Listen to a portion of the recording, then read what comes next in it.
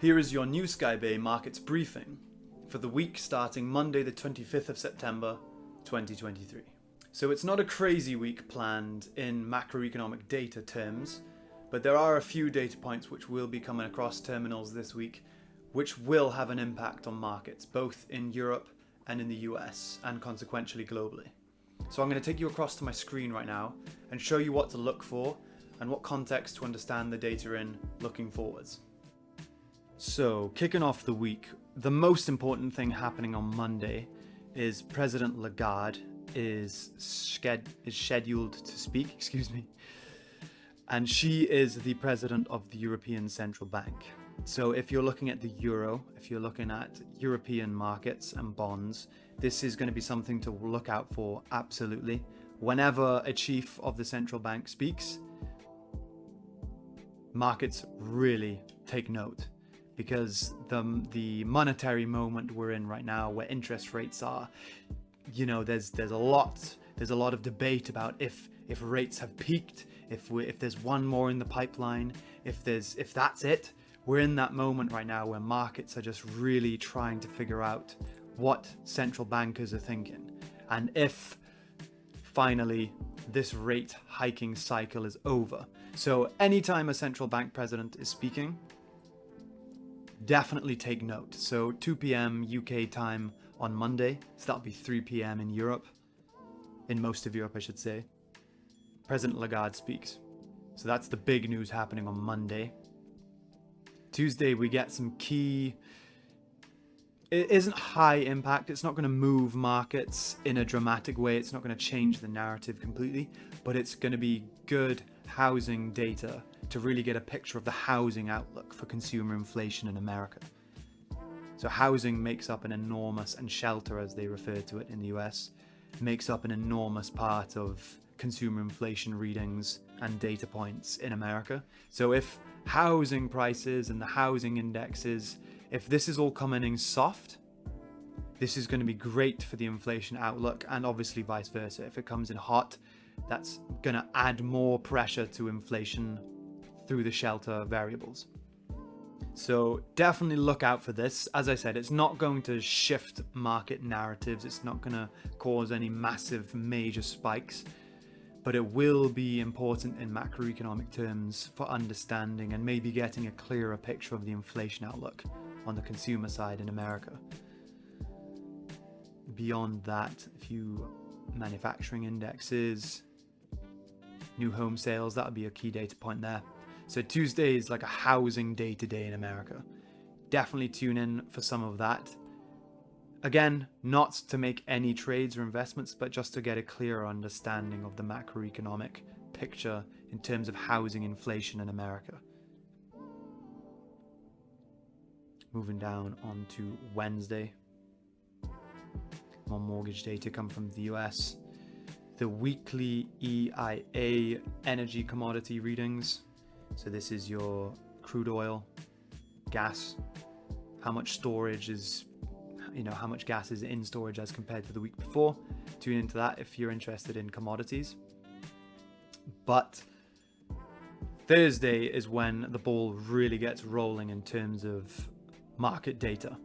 So this is when you get the high impact data set for release this week. Starting off, you get economic sentiment in the Eurozone. This is a key figure for obviously understanding, as the name implies, economic sentiment in the Eurozone. But the big thing everyone's going to be looking at on Thursday is this GDP growth number. So this is the final reading. There was a preliminary before it, and this is when the economists have gone back over, brushed up the numbers, and really kind of got it a bit more accurate. So it will be important to see.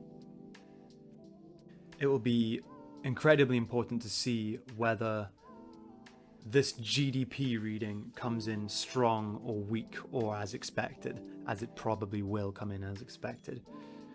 And this is absolutely crucial for markets right now, because the Federal Reserve, as I went through in my video yesterday, if you haven't already, definitely go watch it. It'll catch you up far more so than I can get into right now. But in a nutshell, the Federal Reserve has signaled to markets and economists that they are bullish on the US economy. They see growth being strong, they see the labor market being strong, and they want, and not that they want, excuse me, in that environment, they believe they can keep interest rates far higher than they thought previously. So this GDP reading is going to be a really important data point the Fed's going to be looking at, that other investors are going to be looking at, trying to interpret it through the lens of the Fed in terms of understanding where interest rates are going to be. And it's one of those very strange moments we're in right now where strong growth weirdly correlates to not great news for the stock market. Because what it does mean is, whilst growth is really, really strong and hot, as they say in economic terms, it does mean that the Federal Reserve is more likely to keep interest rates high as those inflationary pressures are still strong in the market. So this is going to be a very, very key data point to watch. It is the final reading, like I said, so don't expect major changes or updates in the figures. It probably will come in as expected, but a surprise to either side of expectations definitely has the potential to ruffle some feathers. Not in a major way, but it will be important data to consider. And after this GDP reading, we also get the weekly jobless claims reading. And this is good data for looking at the US labor market. And just to take you across to the chart here, we did have a very surprising reading last week where it actually came in lower than it has been in weeks or months, I should say. What's the 5-year? This is the US labor market right now. Obviously, this is the COVID spike, so it distorts the graph intensely. Jobless claims. So this is people every week basically telling the government that they don't have a job. And as the labor market weakens, you would expect this data to be trending up. So as more people are jobless, you would expect this to be going up. But instead, what we're seeing right now is, since about the second half of this year, it's trending down, which indicates a strong labor market as less people are claiming jobless. So that's going to be another important data point to consider. And just to come back to this GDP growth rate and what it means for the Fed outlook, here's how markets are pricing in potential interest rate hikes. So this is the swap market, essentially how the market gauges interest rate expectations. Excuse me. So this is for the November 1st Fed meeting. Currently, so the current rate is 5.5%, which is, in more accurate terms, 5.25 to 5.5%. So this is an upper bound and a lower bound. Markets are currently expecting, in this November the 1st meeting, for the Federal Reserve to keep interest rates steady. So not to hike again, approximately 75%, right? So there's a 3 in 4 chance, the market's saying, that the Fed isn't going to hike at the next meeting. Whereas as compared to a 25% chance of a hike, roughly speaking. If we go to the next Fed meeting, so after the November meeting, here is what the market is thinking, right? You can see there's no cuts being priced in here. It's only hikes, but still, the vast majority of the market is pricing in rates to stay the same. So as of right now, the majority of the market is weighted and pricing in no more Fed hikes, apart from roughly 35% of people. And then here we have another reading way out, up to 6% interest rates, which is an interesting take. We'll see how it goes, obviously, by December. But here's how markets are basically pricing in the Federal Reserve's interest rate decisions for the rest of this year. Essentially, in plain English, the majority of market participants are forecasting no more rate hikes. This is what this data is telling you here. The markets are pricing in rates to stay where they are right now with an upper bound of 5.5%. Which is interesting when you consider that the FOMC SEPs released last Wednesday. Again, if you haven't watched my previous videos, please watch the video I posted yesterday. The Federal Reserve or the FOMC members explicitly tell or signal to markets that they see one more rate hike this year. So, again, the market just isn't taking the Fed seriously at what they're saying, and the majority are pricing in rates to stay exactly where they are, if not higher by the end of the year. That's what these bars are telling you here. So to go back to the data, this, anything to do with growth, anything to do with the labor market, anything to do with inflation, all of that data is going to be under intense scrutiny for the next few months, whilst the markets are trying to time the end of the Federal Reserve's rate hikes. So this is going to be incredibly important data to look for. Growth, inflation, labor market, all of this is going to be really important for understanding the economic growth picture and the influence that may have on Fed policy and inflation outlook. So Thursday, big data coming in. Definitely tune in for that.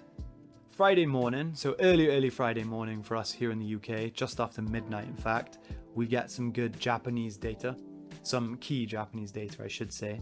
So unemployment, Tokyo inflation, industrial production, retail sales, this is all very important economic and macroeconomic, I should say, data to consider when looking at Japanese interest rate policy, when looking at economic health. If you're interested in Japanese markets, definitely tune in for this data when you wake up in the morning. And by the time we're all waking up here in the UK, we get, again, the final GDP growth rate. So this is going to be very, very high impact on UK markets. As I went through in my video yesterday, again, watch it if you haven't. Right now, what people are really worrying about in the UK is the risk of recession. So anything in the GDP readings that smells of economic contraction, of economic weakness, is going to really have an influence on Bank of England expectations, on cable, on the Great British Pound, right, the currency, as markets are basically trying to gauge, right, is the UK going to stay afloat? Or is it going to absolutely crumble under the Bank of England's rate increases? So anything to do with GDP in the UK right now is going to be incredibly high impact for UK markets. So you're looking at gilts, the FTSE, the pound. This is all going to be incredibly sensitive to this GDP data as markets are really looking at, is the economy going to stay in growth or is it slipping into recession? That's what people are trying to look out for. Excuse me. And then 20 to 9 here in UK time, President Lagarde speaks again. So again, tune in for that. The big data coming out of Europe this week is this one here. The European inflation rate. So this is the headline year-on-year CPI, and there'll be a core reading as well, always, to go with it. Markets will be tuning in to see how the inflation rate is progressing in the Eurozone as the ECB nears the end of its rate hikes. People are looking to see, is it coming down or not? So economists predict it to fall significantly. So from the 5.2 last month down to 4.5 or 4.7 this month on the year-on-year headline reading. If data comes in weaker, this is going to be bearish for the euro. And what it means is the ECB won't need to pursue as tight of a monetary policy or hawkish as a monetary policy is needed, which means interest rates is more dovish expectations on interest rates, essentially, if this inflation reading comes in soft or weak, and equally an opposite true if it comes in hot. So this core inflation reading here is what the ECB is going to be looking at. And of course, the headline CPI is always going to be important. And then we get the core PCE price index. And this is specifically what the Federal Reserve targets with its policy. So the headline CPI readings we get earlier in the month, obviously important for getting like a brief taste of what the inflation readings are going to be like later in the month. But this figure here and this one here, this is what the Federal Reserve explicitly looks at for policy. So this is what they target. They don't just target headline CPI, they target the PCE deflator. So these readings here, they want to see these come back down to 2%. So this is going to be incredibly important for the Fed outlook and ergo the market reaction. Alongside this PCE data, which is basically just another inflation reading but slightly more detailed than the CPI reading earlier in the month, we also get the personal spending and personal income. And of course, these are enormous data points for understanding consumer behavior in the US economy. So if personal spending is higher, that pretty much walks hand in hand, at least in terms of expectations, with stronger economic prospects. As consumers are out in the US economy spending more money, it means it's going to stir economic growth. It's going to support economic stability. It's going to support economic growth, I should say. And likewise with income, when people earn more, they're likely to spend more. All of these two data points here are also incredibly crucial. But the big inflation reading we're getting this week is this PCE. In terms of the US markets to look at, it's this core PCE month-to-month index. This is what markets really tune in for because this is what the Fed really likes looking at. And just to go along all this, an hour and a half later, we get the Michigan Consumer Sentiment. So the University of Michigan, that is.